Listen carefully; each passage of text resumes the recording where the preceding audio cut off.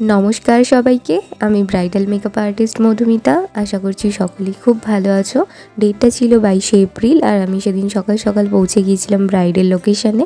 Location ছিল বড়ার রানী villa. তো লোকেশানে পৌঁছে দেখি তখনও তো ব্রাইড বা ব্রাইডের বাড়ির লোক কেউই এসে পৌঁছায়নি। তার কিছুক্ষণ পরই সবাই চলে আসে। আর এই যে এসে গিয়েছিল সেদিনের আমার ব্রাইড মনীষা।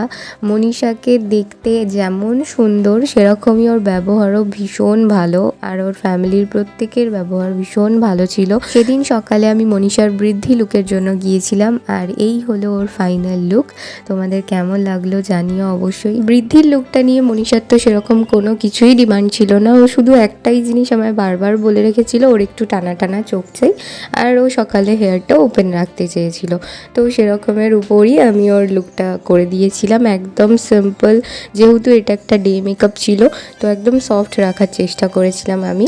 তো ওর তো ভীষণ পছন্দ হয়েছিল। এখানে তোমরা দেখতে পাচ্ছ আমি দুপুরে আবারও ওর লোকেশানে চলে গিয়েছিলাম আর ওর ব্রাইডাল লুকটাও স্টার্ট করে দিয়েছিলাম। এর আগে আর কোনো ভিডিও নেওয়ার কথা আমার মাথাতেই আসেনি, কারণ ওর সেদিন বসতে এতটাই লেট হয়ে গিয়েছিল যে আমি তো ভীষণ টেনশনে পড়ে গিয়েছিলাম যে কিভাবে কমপ্লিট করবো ওর লুকটা।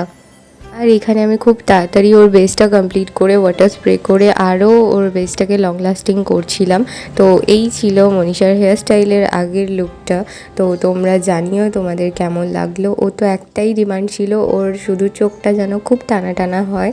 তো আমি সেরকমই করে দেওয়ার চেষ্টাও করেছিলাম। যেহেতু টাইমটা খুবই শর্ট ছিল, তাই ওর হেয়ার স্টাইলটা আমি খুব একটা পারফেক্টলি কিছু করতে পারিনি।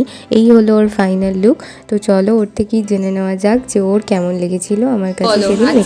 আমার কাছে দুটো লুক নিয়ে কিরকম এক্সপিরিয়েন্স হলো? আমার তো ভীষণই ভালো লেগেছে, মানে আমি যতটা এক্সপেক্ট করেছি তার থেকেও বেশি।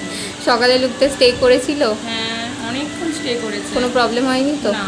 আর এখন ভীষণ শর্ট টাইমে আমি চেষ্টা করেছি ম্যানেজ করার। আমি টাইমটা দিতে পারিনি। পরের দিন একদম মনের মতো আরও করে দেওয়ার চেষ্টা করব। পছন্দ হয়েছে তো? হ্যাঁ, ভীষণ। তো ওর মুখেই তো তোমরা শুনলেও কতটা স্যাটিসফাইড হয়েছিল, কিন্তু আমি কোথাও না কোথাও একটু হলেও স্যাটিসফাইড হতে পারছিলাম না। কারণ কি, ওর হেয়ারটা আমি পারফেক্টলি করতে পারিনি। বাট ও বারবার নিজে বলেই যাচ্ছিল যে ও লেট করে ফেলার কারণে এটা হয়েছে। যাই হোক, কিছু তো করার ছিল না আর। তো তোমাদের কেমন লাগলো দুটো লুক তোমরাও জানিও। আর আমার যারা আপকামিং ব্রাইডসরা আছো তারা প্লিজ একটু টাইমটা মেনটেন করো, তাহলে আমি একদম তোমাদের মনের মতোই লুকটা দিতে পারবো।